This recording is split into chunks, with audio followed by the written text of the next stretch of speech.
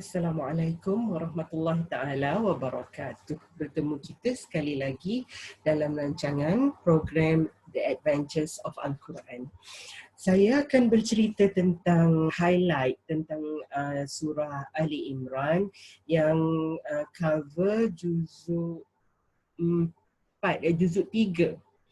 Surah Al-Imran yang banyak cover dalam juzuk 3 kebanyakan daripadanya dalam juzuk 3 dan 4 ya, sebahagiannya dalam juzuk 4. Okey, surah Ali Imran ni ada 200 ayat.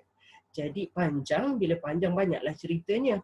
Jadi saya cuma highlight sedikit-sedikit. Yang pertamanya berkaitan dengan peristiwa sempena nama surah tu ya. Namanya surah Ali Imran. Jadi ia banyak bercerita tentang keluarga Imran. Jadi cerita tentang keluarga Imran ni bermula daripada ayat 33 surah Ali Imran. Sebelum tu banyak lagi cerita tentang orang kafir, tak terima Islam, sambungan daripada tentangan-tentangan mereka daripada surah Al-Baqarah lah. Cerita Ali Imran ni tentang Imran bermula daripada ayat 33 yang menyatakan sesungguhnya Allah telah memilih Adam, Nuh dan juga keluarga Ibrahim dan keluarga Iman melebihi segala umat di zaman mereka. Daripada situlah ayat 33 hingga 40 lebih bercerita tentang keluarga Imran. Jadi apa ceritanya?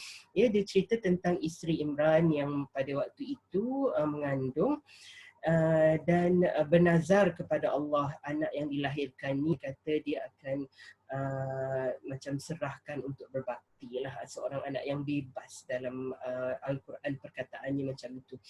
Dia expect lelaki lah rasanya kan, sebab tapi yang lahir tu perempuan. Jadi memang ada satu ayat Quran dalam surah Ali Imran yang Maryam bila setelah melahirkan dia kata, wahai Tuhan, sesungguhnya aku telah melahirkan seorang anak perempuan dan tidak samalah anak lelaki dengan anak perempuan, tapi engkau yang maha mengetahui ya. Jadi ia dinamakannya Maryam dan isteri Imran berdoa agar Maryam ini di bawah peliharaanmu dan dijauhi dari godaan syaitan. Dan dia telah diletak di satu macam biara dan penjaganya adalah Nabi Zakaria. Dan antara cerita menarik tentang Maryam ya, setiap kali Nabi Zakaria jenguk dia, tiba-tiba ada makanan kat bilik dia kan. Jadi Nabi Zakaria kata, mana dapat makanan tu? Dia kata Allah yang bagi. Kalau tak silap saya, yang saya tahu makanan tu termasuklah buah-buahan yang tak ada di musimnya macam tu kan. Kata Allah yang bagi. Allah tu kan berkuasa memberi rezeki kepada sesiapa yang dia kehendaki kan. Jadi itu adalah cerita dari keluarga Imran tentang kelahiran Maryam. Dan ada juga cerita ayat 38 ya, tentang doa Nabi Zakaria yang berdoa kepada Allah untuk mendapatkan zuriat ya. Doa ni pun bagus juga ya untuk orang yang nak dapatkan zuriat ya. Kalau dah kahwin, Nabi Zakaria berdoa kepada Allah, ya Allah berikanlah aku zuriat. Sebenarnya cerita Nabi Zakaria berdoa ni ada cerita dengan lebih detail dalam surah lain, yang ini disebut sekali lalu lah. Dan lepas tu malaikat datang menghampirinya dan beritahu dia kata, aku bawakan berita gembira, engkau akan mendapat seorang zuriat, iaitu Nabi Yahya lah. Lepas tu dia macam tak percaya pula, dah nak dapat anak dia kan. Dia kata, macam mana aku boleh dapat anak, aku ni dah lah tua, isteri aku mandul. Dan malaikat kata, Allah tu maha berkuasa, kalau dia nak bagi dia just kata kun fayakun, jadilah.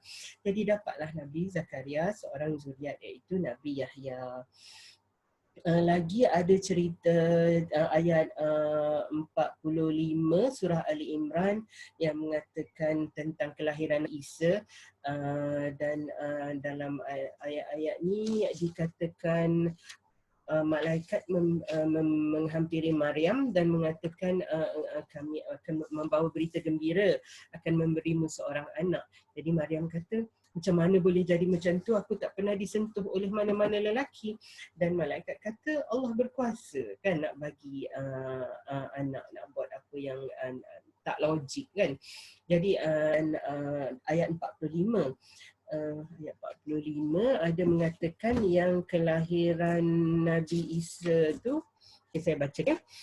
Ingatlah ketika malaikat berkata, wahai Maryam, bahawasanya Allah memberi kabar gembira dengan mengurniakan anak yang anak yang engkau akan kandungkan semata-mata dengan kalimah Allah. Nama anak itu Al-Masih Isa ibni Maryam, seorang yang terkemuka di dunia dan di akhirat, dan ia juga dari orang yang didampingkan kemuliaannya di sisi Allah. Itu juga dalam surah Ali Imran ya, disebut tentang kelahiran Nabi Isa.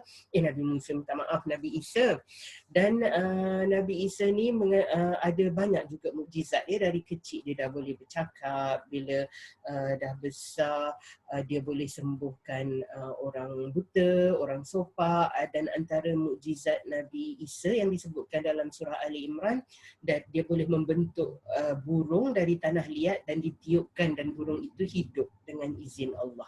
Jadi cerita-cerita menarik ini juga terdapat dalam surah Ali Imran ya. Selain daripada itu, ada juga disebutkan tentang perang Uhud, dan ada juga disebut tentang sedekah. Ayat 92 ya, dia katakan kamu tidak akan sesekali akan dapat mencapai kebaikan yang sempurna sebelum kamu dermakan sebahagian dari apa yang kamu sayangi, dan sesuatu apa jua yang kamu dermakan maka sesungguhnya Allah mengetahui. Ayat ini, ayat 92 Ali Imran ini diturunkan sempena seorang sahabat Abu Talhah ya, cerita ni famous juga. Abu Talhah yang menamakan kebunnya yang paling baik yang dinamakan Bayroha ya, terletak di luar Masjid Madinah. Jadi itu antara cerita-cerita menarik yang saya kongsikan tentang surah Ali Imran yang cover juzuk 3 dan 4. Jadi itu saja dari saya untuk kali ini. InsyaAllah kita jumpa lagi dalam cerita dari surah-surah yang seterusnya. Assalamualaikum warahmatullahi taala wabarakatuh.